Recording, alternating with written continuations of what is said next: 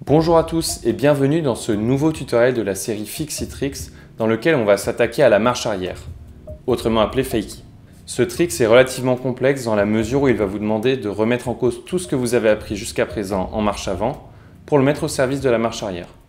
Notamment la notion d'équilibre et le déroulement du pédalage vont être mis en cause. Mais ne vous inquiétez pas, on va procéder par étapes dans ce tutoriel.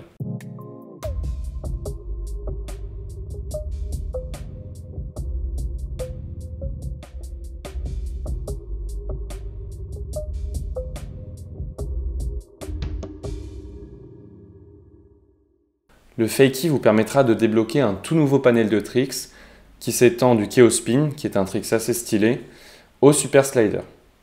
Mais il vous permettra aussi de parfaire les tricks que vous connaissez déjà, tels que le Fish and Chips et le Track Stand par exemple.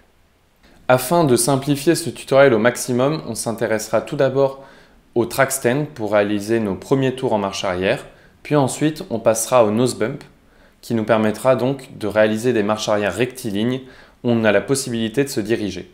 Passons désormais aux règles fondamentales de la marche arrière. Le fakie repose sur 3 éléments importants. Être bien assis sur sa selle, en maintenant son poids en arrière, le regard droit. Maintenir le guidon à distance en bloquant vos bras sans être tendu. Pédaler en arrière sans opposer de résistance, en une sorte de moonwalk. Les 3 points que je viens de mentionner sont les plus importants pour réaliser un fakie. Si vous vous en souvenez et que vous les intégrez tout au long du tutoriel, vous pourrez alors réaliser un fakie comme un pro. Passer en fakie.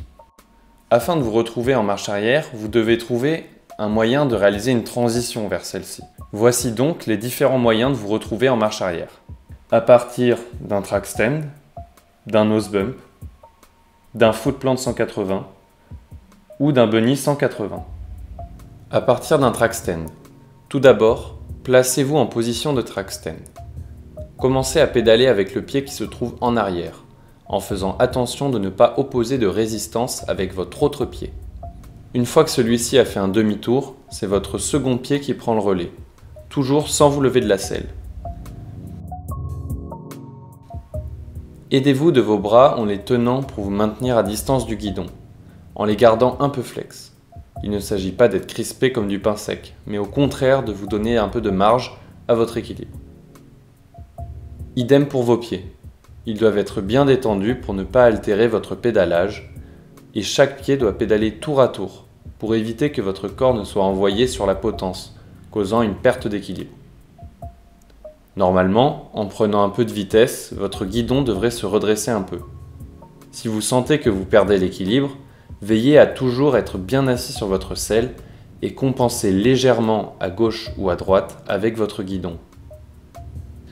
Continuez à dérouler votre pédalage alternativement du pied droit et du pied gauche.